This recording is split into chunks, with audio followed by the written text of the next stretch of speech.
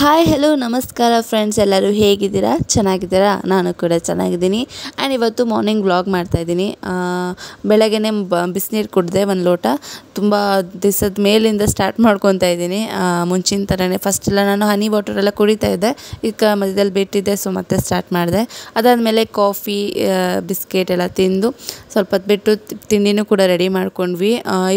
ಇವತ್ತಿನ ತಿಂಡಿ ಸ್ಪೆಷಲ್ ಏನು ಅಂದರೆ ಎಗ್ ಬಿರಿಯಾನಿ ಮಾಡಿದ್ವಿ. ತುಂಬ ದಿವಸ ಆಗಿತ್ತು ಎಗ್ ಬಿರಿಯಾನಿ ಮಾಡಿ. ಅದಕ್ಕೋಸ್ಕರ ವೆಡ್ನಸ್ಡೇ ಅಲ್ವಾ, ಏನಾದರೂ ಸ್ಪೆಷಲಾಗಿ ಮಾಡೋಣ ತಿಂಡಿಗೇನೆ ಅಂದ್ಬಿಟ್ಟು ಎಗ್ ಬಿರಿಯಾನಿನೇ ಮಾಡಿದ್ವಿ.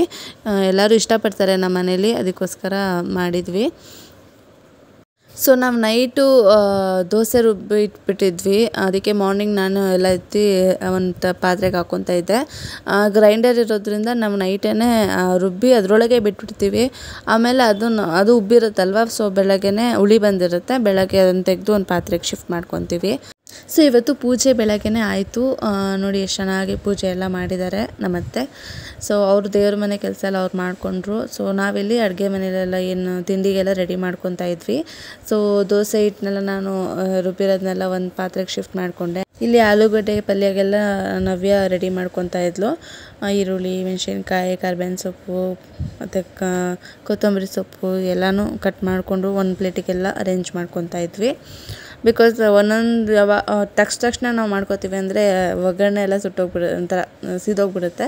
ಅದರಿಂದ ನೀಟಾಗಿ ಒಂದು ಕಡೆ ಪ್ಲೇಟೆಲ್ಲ ಅರೇಂಜ್ ಮಾಡ್ಕೊಂಬಿಟ್ರೆ ಬೇಕಾಗುತ್ತೆ.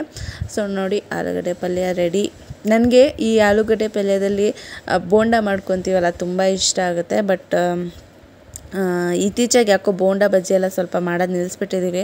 ಯಾರೂ ಅಷ್ಟೊಂದು ಇಷ್ಟಪಟ್ಟು ತಿನ್ನೋರಿಲ್ಲ, ಚಿಕ್ಕ ಮಕ್ಳು ಇಲ್ವಲ್ಲ ಮನೇಲಿ, ಅದರಿಂದಾಗಿ ಅನಿಸುತ್ತೆ. ಸೊ ನಾನು ಇವಳೇ ತಿನ್ನಬೇಕಾಗುತ್ತೆ. ಅದಕ್ಕೋಸ್ಕರ ನಾವು ಸುಮ್ಮನೆ ಮಾಡಿಕೊಂಡ್ರೆ ನಾವೇ ತಿನ್ನಬೇಕೆಲ್ಲ ವೇಸ್ಟ್ ಆಗುತ್ತೆ ಅನ್ನೋ ಇದಕ್ಕೆ ನಾವು ಮಾಡೋಕ್ಕೆ ಹೋಗೋಲ್ಲ. ಮುಂಚೆ ಸ್ಟಾರ್ಟಿಂಗ್ ಮದುವೆ ಆಗೋಷ್ಟರಲ್ಲಿ ಮಾಡ್ತಾಯಿದ್ದೆ, ಬಟ್ ಇವಾಗ ಅಷ್ಟು ಮಾಡ್ತಾಯಿಲ್ಲ. ಮಾಡಬೇಕು. ನನ್ನ ಹಸ್ಬೆಂಡಿಗೆ ಇಷ್ಟ ಆಲೂಗಡ್ಡೆ ಬೋಂಡ ಎಲ್ಲ, ಅಮ್ಮಂಗೂ ಇಷ್ಟ. ಅವರು ಏನು ಬಾಯಿ ಬಿಟ್ಟು ಕೇಳಲ್ಲ, ಅದಕ್ಕೂ ನಾವು ಸುಮ್ಮನೆ ಆಗ್ತೀವಿ. ಬಾಯಿ ಬಿಟ್ಟು ಕೇಳೋದಾದ್ರೆ ನಾವು ಮಾಡ್ಕೊಳ್ಬೋದು. ನಂಗೆ ತುಂಬ ಇಷ್ಟ ಆಲೂಗಡ್ಡೆ ಪಲ್ಯದಲ್ಲಿ ಬೋಂಡ ಮಾಡ್ಕೊಂಡು ತಿನ್ಬಿಡೋದು. ನಾನು ಮನೇಲಿ ಹಾಗೆ ಮಾಡ್ತಾಯಿದ್ವಿ. ಈ ಥರ ಆಲೂಗಡ್ಡೆ ಪಲ್ಯ ಮಾಡ್ಕೊಂಡಿದ್ರೆ ಅದನ್ನು ಒಂದು ಸ್ವಲ್ಪ ತೆಗೆದಿಟ್ಬಿಟ್ಟು ಅದನ್ನು ಈವ್ನಿಂಗ್ ಬೋಂಡ ಮಾಡ್ಕೊಂಬಿಡೋದು, ಒಂಥರ ಚೆನ್ನಾಗಿರುತ್ತೆ. ಇಲ್ಲಿ ನೋಡಿ, ಅಮ್ಮ ಅದೇ ಚಟ್ನಿ ಮಾಡ್ತಾರಲ್ಲ ದೋಸೆ ಮಧ್ಯದಲ್ಲಿ ಹಾಕ್ಕೊಂಡು, ಅದನ್ನು ರೆಡಿ ಮಾಡ್ಕೊಳ್ಳಿ ಅಂತ ಹೇಳಿದ್ರು. ಯೂಶ್ವಲಿ ನಾವು ಅದನ್ನು ಮಾಡ್ಕೊಳ್ಳಲ್ಲ. ಸೊ ಈ ಸತಿ ಮಾಡೋಣ ಅಂತ ಮಾಡ್ಕೊಂಡು ನಾವು ಮಾಮೂಲಿ ಕಾಯಿ ಚಟ್ನಿ ಮಾಡಿರಲಿಲ್ಲ, ಬರೀ ಆಲೂಗಡ್ಡೆ ಪಲ್ಯ. ಅದರಿಂದಾಗಿ ಈ ಥರ ಚಟ್ನಿ ಮಾಡ್ಕೊಂಡು ದೋಸೆ ಮಧ್ಯದಲ್ಲಿ ಹಾಕ್ಕೊಂಡು ತುಪ್ಪ ಎಲ್ಲ ಆಲೂಗಡ್ಡೆ ಪಲ್ಯ ಸ್ವಲ್ಪ ಇಟ್ಟರೆ ಸೇಮ್ ಮಸಾಲೆ ದೋಸೆನೇ ಆಗುತ್ತೆ. ಸೊ ಅದಕ್ಕೆ ಇವತ್ತು ಮಸಾಲೆ ದೋಸೆನೇ ಮಾಡಿಬಿಡೋಣ ಅಂದ್ಕೊಂಡು ಮಾಡ್ತಾಯಿದ್ವಿ.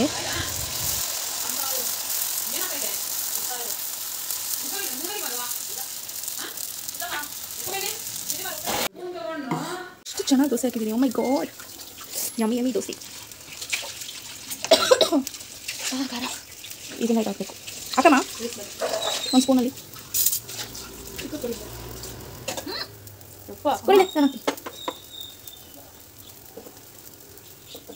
ಸಾಕ ಕೊಡಮ್ಮ ಒಂಚೂರು.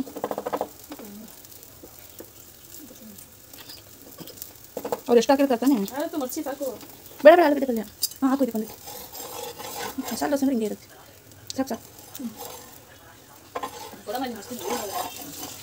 ನೋಡಿ ಫ್ರೆಂಡ್ಸ್, ಮಸಾಲೆ ದೋಸೆ ನಾನು ಮಾಡಿದ್ದು.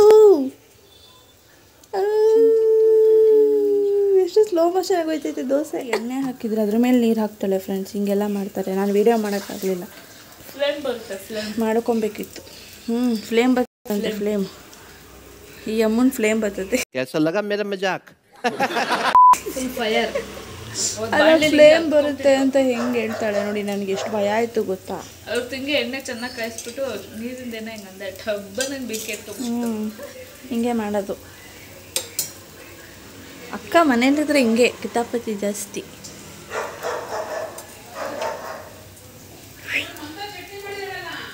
ಕ್ಲೋಸ್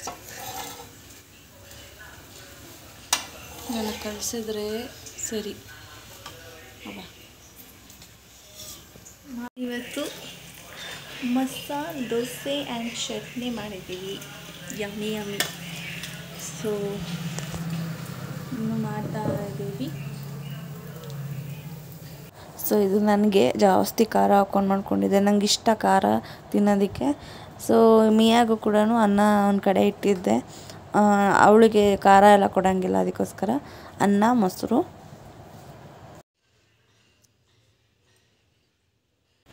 ಅಯ್ಯೋ ಇವಳು ಡಾಲ್ನ ಅದಕ್ಕೆ ಅಲ್ಲಿ ಹಿಂಗೆ ಸಂದಿಗೆ ಬಿಸಾಕ್ಬಿಟ್ಟೆ, ಅದಕ್ಕೆ ನೋಡಿ ಹೆಂಗೆ ಹುಡುಕ್ತಾ ಇದೆ. ಮಿಯಾ ಎಕ್ಕಡ ಪೋಯ ಮಗನೇ, ಅಯ್ಯೋ ಈಗ ಹೆಂಗೆ ತೊಗೊಂಬರ್ತೀಯ ಡಾಲ್ನ?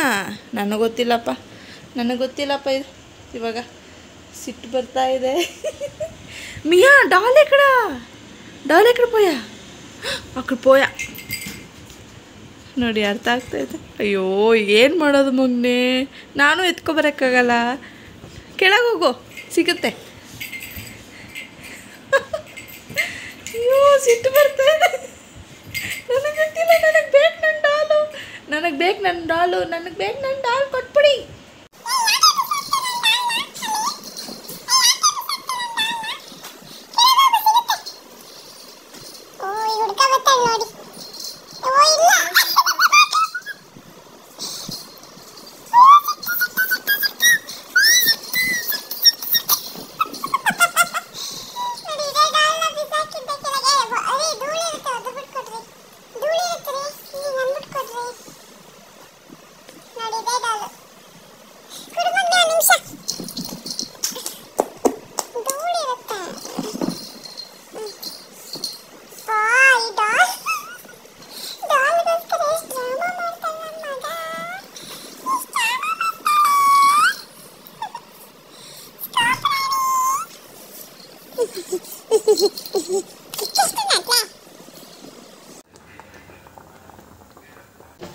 ಅಯ್ಯೋ ಹೋಗಮ್ಮ. You go and give. Milk give.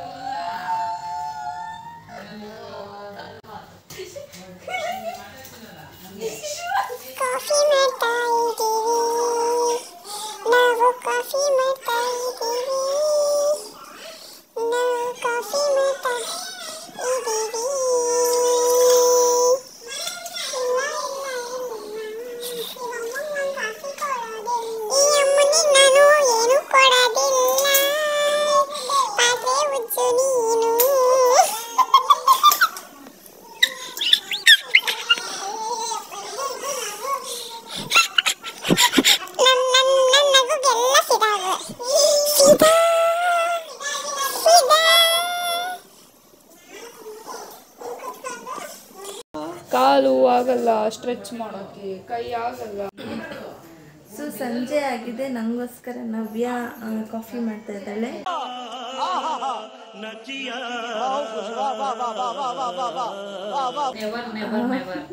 ನೋಡಿ ಹಾಲು ಇಟ್ಟಿದ್ದಾಳೆ ಆ್ಯಂಡ್ ಈಗ ಡಿಕಾಕ್ಷನ್ ಆಗ್ತಾಳಂತೆ. ಸೊ ಡಿಕಾಕ್ಷನ್ ಆದ್ಮೇಲೆ ಕಾಫಿ ಮಾಡ್ತಾಳಂತೆ. ಸೊ ನನಗೋಸ್ಕರ this lady is doing coffee for me, only for me.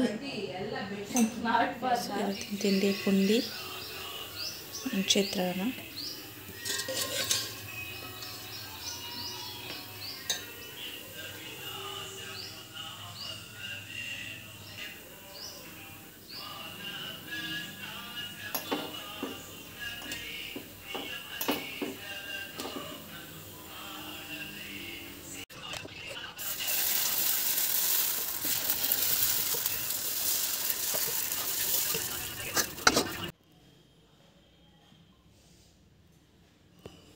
So ನಾನಿಲ್ಲಿ ಮುದ್ದೆ ಮಾಡ್ತಾಯಿದ್ದೀನಿ. ಏನಕ್ಕೆ ಇವತ್ತು ಮುದ್ದೆ ಅಂದರೆ, ಇವತ್ತು ನಾಟಿ ಕೋಳಿ ತಂದಿದ್ದರು ಅಪ್ಪಾಜಿ, ಅದಕ್ಕೋಸ್ಕರ ನಾಟಿ ಕೋಳಿ ಸಾರು ಮಾಡೋಣ, ಮುದ್ದೆ ತುಂಬ ಚೆನ್ನಾಗಿರುತ್ತೆ ಕಾಂಬಿನೇಷನ್ ಅಂತ ಮಾಡ್ತಾಯಿದ್ದೆ.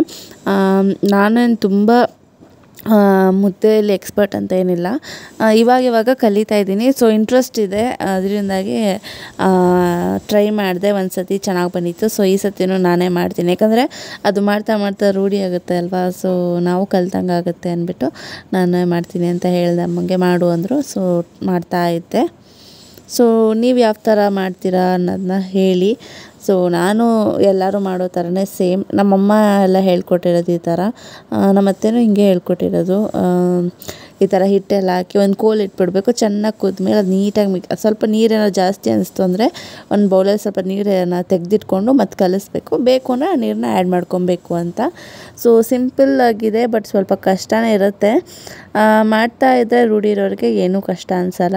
ಸ್ಟಾರ್ಟಿಂಗ್ ನಮ್ಮ ಥರ ಇರೋರಿಗೆಲ್ಲ ಸ್ವಲ್ಪ ಹೆಂಗಾಗುತ್ತೋ ಏನೋ ಗಂಟಾಗ್ಬಿಡುತ್ತೋ ಅನ್ನೋ ಭಯ ಇರುತ್ತೆ ಅಷ್ಟೇ.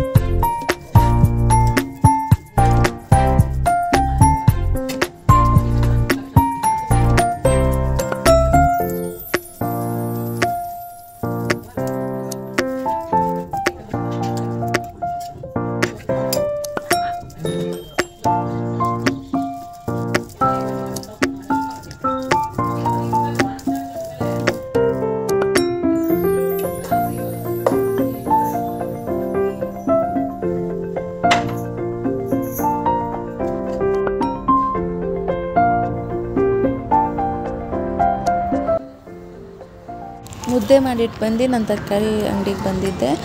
ಅದೇ ಅಮ್ಮ ನಾಟಿ ಕೋಳಿ ಸಾರು ಮಾಡ್ತಾಯಿದ್ರಲ್ಲ, ಸೊ ಅದಕ್ಕೆ ಮೆಣಸಿನ್ಕಾಯಿ ಮತ್ತು ಶುಂಠಿ ಒಂದಷ್ಟು ಎಲ್ಲ ಬೇಕಿತ್ತು. ಅದಕ್ಕೋಸ್ಕರ ತೊಗೊಂಡು ಹೋಗೋಣ ಅಂತ ಬಂದಿದ್ದೆ. ಯಾರೂ ಇರಲಿಲ್ಲ, ಸೊ ಅದಕ್ಕೆ ಅರ್ಜೆಂಟಲ್ಲಿ ನಾನೇ ಬಂದೆ.